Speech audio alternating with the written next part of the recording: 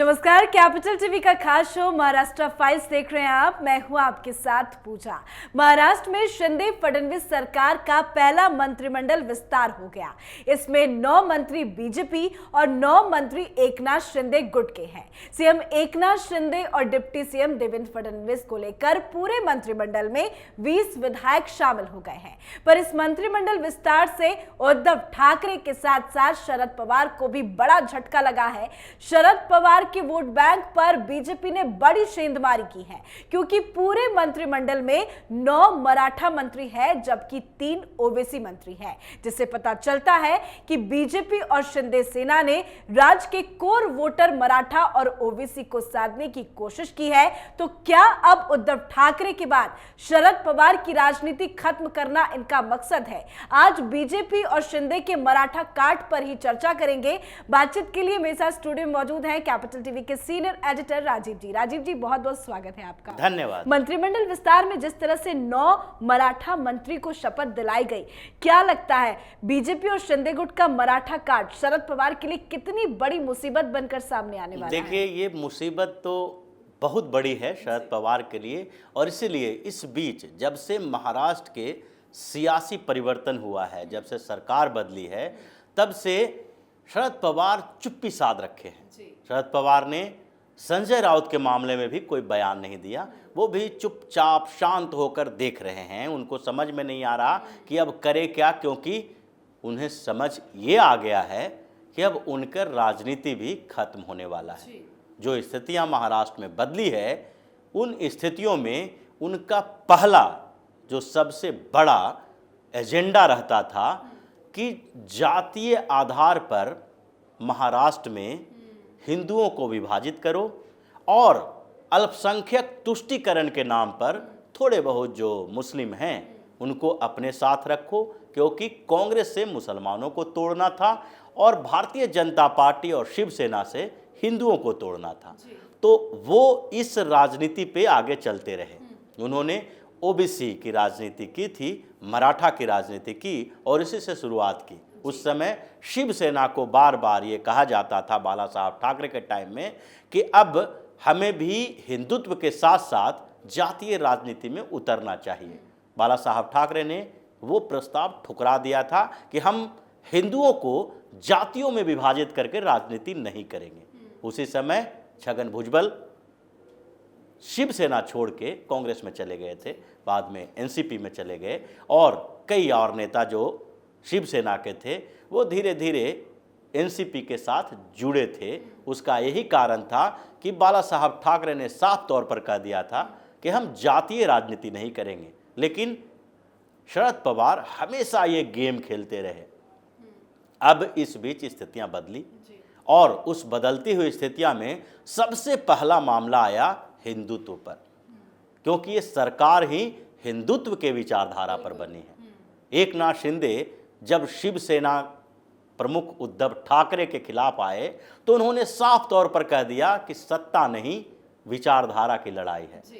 सत्ता तो आप अभी शिवसेना के सीएम ही हैं और एकनाथ शिंदे खुद भी मंत्री थे, तो सत्ता तो उनके हाथ में थी ही, लेकिन विचारधारा के आधार पर यानी हिंदुत्व के मुद्दे पर वो बहुत दिन से कोशिश कर रहे थे कि उद्धव ठाकरे अब समझेंगे, लेकिन नहीं समझे तो बर्दाश्त नहीं हुआ और फिर विचारधारा के आधार पर पार्टी 2 गुटों में बंट गई। अब शिवसेना बेसिकली शिंदे साहब के साथ ही है और उन्हीं के हाथों में रहेगी। लेकिन दूसरी तरफ जो हिंदुओं के सबसे बड़े विश्वासघाती हैं वो हैं शरद पवार, जिन्होंने पूरे महाराष्ट्र में जातीय आधार पर राजनीति करके उनको एक आधार दे दिया, ऐसा आधार दिया जो मराठा, ओबीसी और ब्राह्मण इन वर्गों के बीच में बट के हिंदू आपस में ही उलझे रहे और कांग्रेस और एनसीपी दोनों की सरकार चलती रही। लगातार पहले कांग्रेस की सरकार चली, फिर एनसीपी के बाद एनसीपी और कांग्रेस की गठबंधन की सरकार चली। लगातार सरकार चली और जिसमें अल्पसंख्यक तुष्टीकरण की नीति अपनाई गई। हिंदुओं को सिर्फ छलावा दिया गया, एक तरह से झांसे में रखा गया। लेकिन जैसे इस सरकार के बात हुई तो इसने 2 तरह की प्लानिंग बनाई। एक प्लानिंग तो लंबे स्तर पर है कि हिंदुओं के आधार पर यहाँ पर कम से कम हिंदुत्व विचारधारा को एक बार मजबूती से उपस्थिति दर्ज करना चाहिए।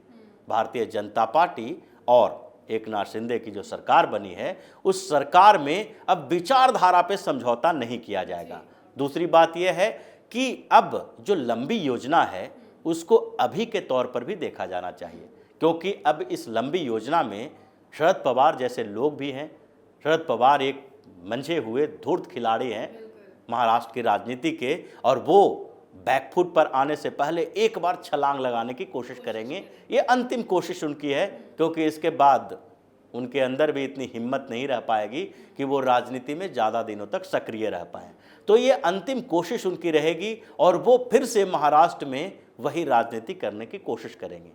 और इसलिए भारतीय जनता पार्टी ने उन्हीं के दांव से, उन्हीं का पत्ता काटने के लिए प्लान बनाया। और ये पहले मंत्रिमंडल जो विस्तार हुए हैं उसमें मराठा राजनीति जो शरद पवार की रही है, उस मराठा राजनीति पर पहला वार किया है।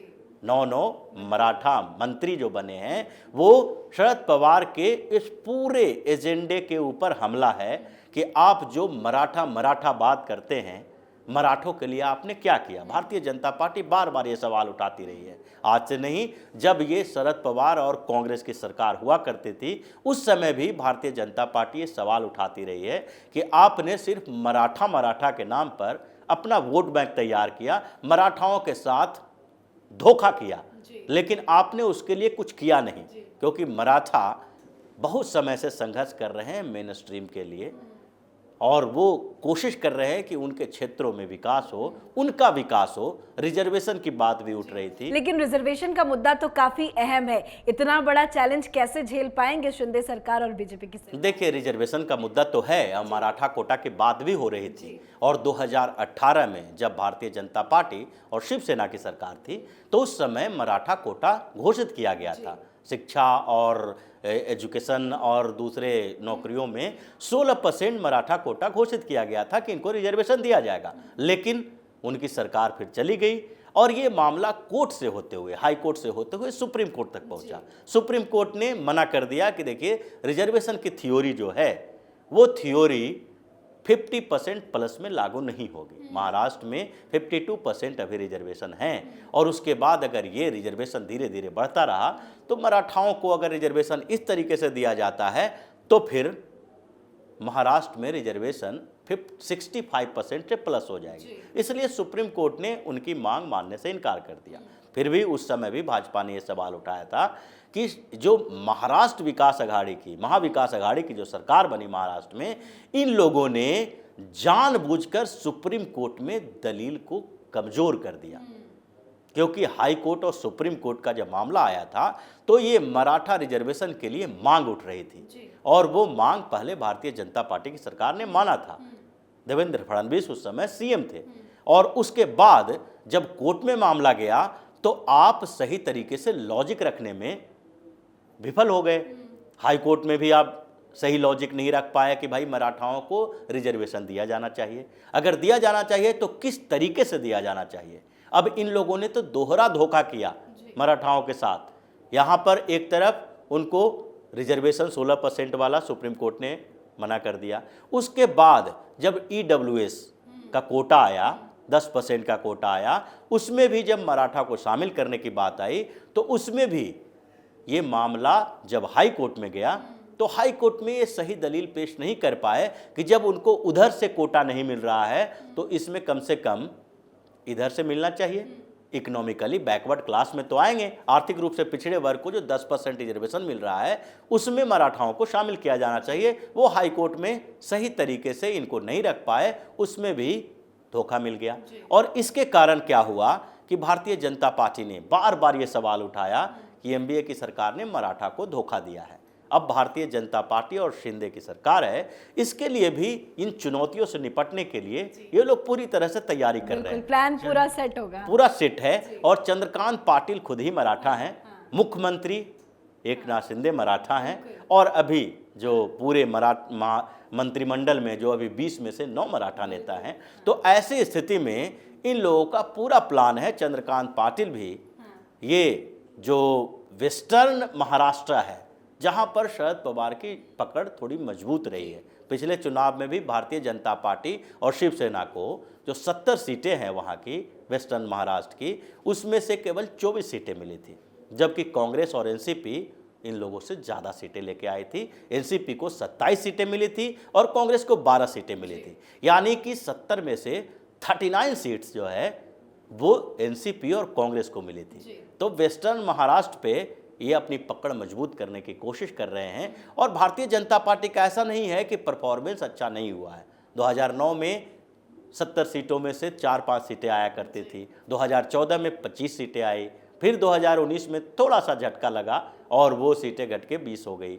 लेकिन फिर से एक मजबूत स्थिति में लाने की कोशिश की जा रही है और मराठाओं के कई ऑर्गेनाइजेशन जो हैं उनके साथ भाजपा का संपर्क है, पाटिल साहब का संपर्क है और इन सारे मुद्दों को एक साथ लाकर उनके लिए एक अच्छा विकास मॉडल तैयार किया जा रहा है। और इसका सबसे बड़ा असर शरद पवार की पॉलिटिक्स पर पड़ने वाली है। इसलिए शरद पवार शांत हो गए हैं मजबूरी में। उनके पास अब कोई आरोप नहीं है, लगा सकते हैं, क्या बोल सकते हैं, तो वो शांत हो गए हैं और वो नई कूटनीति करने की कोशिश कर रहे हैं, जैसा कि 2014 के बाद 2019 में उन्होंने किया भारतीय जनता पार्टी और शिवसेना के गठबंधन को तोड़कर। तो अब वो कितनी भी कोशिश कर लें, स्थितियां तो यही है कि शरद पवार का गेम ओवर होने वाला है। जी, बहुत बहुत शुक्रिया बातचीत। धन्यवाद। तो इस मंत्रिमंडल में सरकार ने सभी समुदायों को उचित प्रतिनिधित्व देने का प्रयास किया है, फिर चाहे वो ब्राह्मण हो, मराठा हो, कायस्थ हो या SC ST हो। पर जिस तरह से मराठा कार्ड खेला गया है वो शरद पवार के लिए काफी मुश्किल होने वाला है, क्योंकि महाराष्ट्र में मराठों की आबादी करीब 33% है। मंत्रिमंडल में 9 मराठा मंत्री बनाए गए हैं। मतलब साफ है कि अब बीजेपी और शिंदे सरकार मराठा की राजनीति पर ध्यान देकर शरद पवार के वोटर पर बड़ी सेंधमारी करने के फिराक में है, जो शरद पवार का खेल खत्म कर सकती है। आज के हमारे शो में फिलहाल इतना ही। देखते रहिए कैपिटल टीवी। नमस्कार।